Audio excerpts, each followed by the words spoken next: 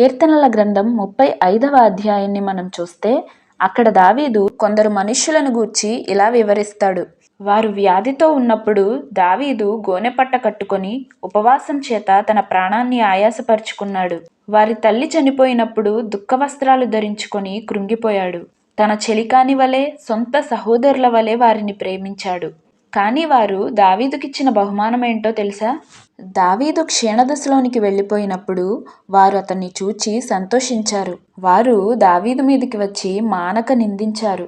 దావీదును దూషించడానికి వారు తమ నోరు పెద్దదిగా తెరుచుకున్నారు. వారు చీల్చే సింహాల వలె మారిపోయారు. ఇదంతా చూసి కృంగిపోయిన దావీదు, ప్రభువా, నాకు న్యాయం తీర్చవా, నా పక్షాన ఉండవా అని ప్రార్థించిన అధ్యాయం అది. ఇలాంటి పరిస్థితుల్లో మనకు కలిగేది దుఃఖమే. మరొకసారి వారిని ప్రేమించడం, మేలు చేయడం అనేది అసాధ్యం. కానీ దేవుని వాక్యం మనల్ని నడిపించే మార్గం ఇరుకైన మార్గం.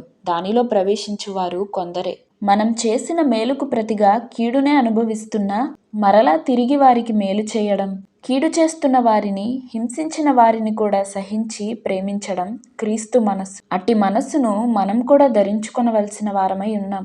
అప్పుడే క్రీస్తు స్వరూపంలోనికి మనం మారగలం. క్రీస్తు వలె ఈ లోకంలో మనం బ్రతకగలం. అందుకే ప్రభువు వాక్యం మనతో చెప్తున్న మాట, ఎవడైనను అన్యాయముగా శ్రమ పొందుచు దేవుని గూర్చిన మనస్సాక్షి కలిగి దుఃఖమును సహించిన ఎడల అది హితమగును. తప్పిదమునకై దెబ్బలు తినినప్పుడు మీరు సహించిన ఎడల మీకేమి ఘనము?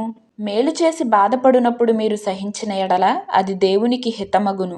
ఇందుకు మీరు పిలువబడితిరి. క్రీస్తు కూడా మీ కొరకు బాధపడి మీరు తన అడుగుజాడల యందు నడుచుకొనున్నట్లు మీకు మాదిరి ఉంచిపోయెను.